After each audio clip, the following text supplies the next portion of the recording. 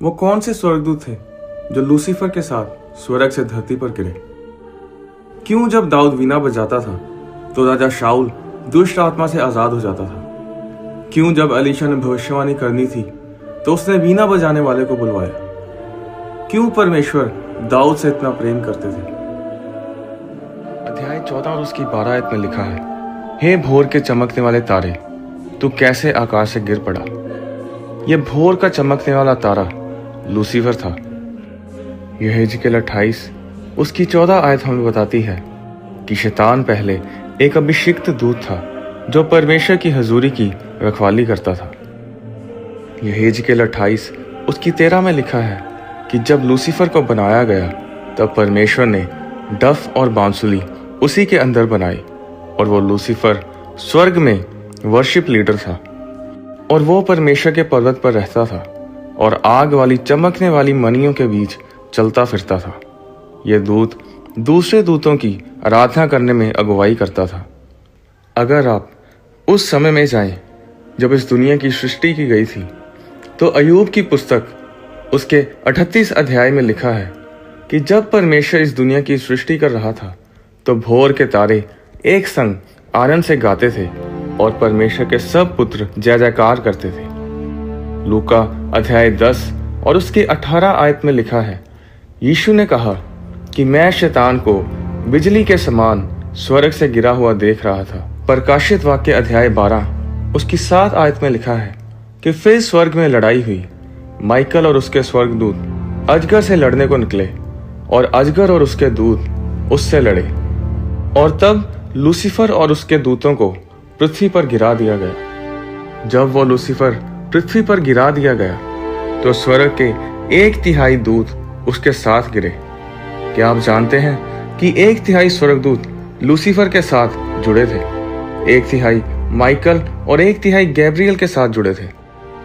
और जब लूसीफर गिरा तो वो अपने साथ 1/3 दूतों को भी साथ लेकर गिरा और वो जिन दूतों को साथ लेकर गिरा वो सब वर्शिपर्स थे और इसीलिए धरती पर संगीत बहुत शक्तिशाली है। Sex, rock and roll, drugs, शराब, नशे सब संगीत से जुड़े हैं। अगर आप संगीतकारों को देखें तो वो सब किसी ना किसी नशे में या जुए में या बुरी संगति में आपको मिलेंगे, क्योंकि जब लूसीफर गिरा तो उसने इस धरती पर संगीत को भ्रष्ट किया। माइकल के पास युद्ध वाले दूत हैं, गैब्रियल के पास सेवा करने वाले दूत हैं और लूसीफर के पास वो दूत हैं जो आराधना करते थे। और जब लूसीफर स्वर्ग से गिरा तो मैं वचन से साबित करूंगा कि स्वर्ग ने अपने संगीत को खो दिया। आप सोच रहे होंगे कि दूत तो यीशु मसीह के जन्म पर भजन गा रहे थे। नहीं, लूका अध्याय 2 उसकी 13 में लिखा है कि स्वर्ग दूतों का दल परमेश्वर की स्तुति करता हुआ और ये कहते दिखाई दिए, आकाश में परमेश्वर की महिमा और पृथ्वी पर उन मनुष्यों में जिनसे वह प्रसन्न है शांति हो। प्रकाशित वाक्य 4 उसकी 8 में लिखा है कि स्वर्गदूत स्वर्ग में दिन रात बिना विश्राम कहते रहते हैं, पवित्र पवित्र पवित्र प्रभु परमेश्वर सर्वशक्तिमान, जो था और जो है और जो आने वाला है। प्रकाशित वाक्य 5 उसके 11 में लिखा है कि परमेश्वर के सिंहासन के आसपास स्वर्गदूत ऊंचे शब्द से कहते रहते हैं, वध किया हुआ मेमना ही सामर्थ और धन और ज्ञान और शक्ति और आदर और महिमा और धन्यवाद के योग्य है। प्रकाशित वाक्य अध्याय 7 उसकी 11 में लिखा है, और सारे स्वर्गदूत उस सिंहासन के सामने मुंह के बल गिर पड़े और परमेश्वर को दंडवत करके कहा, आमीन। हमारे परमेश्वर की स्तुति और महिमा और धन्यवाद और आदर और सामर्थ्य और शक्ति युगानुयुग बनी रहे, आमीन। आराधना स्वर्ग में भी होती है और आराधना धरती पर भी होती है, पर आराधना आपके शब्द होते हैं जैसे कि हालेलुया, परमेश्वर का नाम धन्य हो, परमेश्वर की महिमा हो, परमेश्वर हम तेरी इज्जत करते हैं, तुझे महिमा देते हैं। पर जब लूसीफर 1/3 हिस्सा आराधकों का लेकर गिर गया, स्वर्ग ने अपना भजन खो दिया। दाऊद से पहले गीत तभी गाया गया जब इजरायलियों ने लाल समुद्र को पार किया और जब मूसा ने अपने मरने से पहले इजरायलियों को आशीषित करने के लिए गीत गाया। पुराने समय में चर्च में संगीत ना के बराबर था।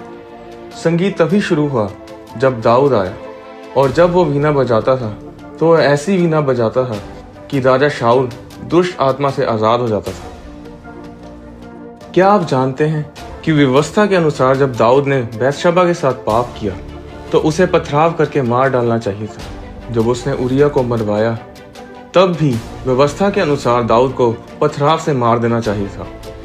अगर आप ध्यान दें तो दाऊद ने जब पश्चाताप किया तो उसने सिर्फ बोलकर पश्चाताप नहीं किया, उसने गीत गाकर पश्चाताप किया। जब आप गाते हैं आप परमेश्वर के ध्यान को आकर्षित करते हैं। परमेश्वर दाऊद से इतना प्रेम इसलिए करते थे क्योंकि दाऊद ने उस चीज को बहाल किया जो स्वर्ग गवा चुका था। उसने भजन मंडली को बनाया, गीतों को लिखा, साज बजाने वालों को नियुक्त किया, संगीत को बनाया, और यही वो सब कुछ था जो परमेश्वर के पास नहीं था। आप हैरान होंगे ये सुनकर कि जब परमेश्वर ने संगीत सुनना होता है तो वो धरती की ओर देखता है, तो जब परमेश्वर भजन सुनना चाहता है तो वो दूतों को नहीं देखता जो सिर्फ बोल रहे होते हैं पवित्र पवित्र पवित्र। वो धरती की ओर देखता है जो लोग गा रहे होते हैं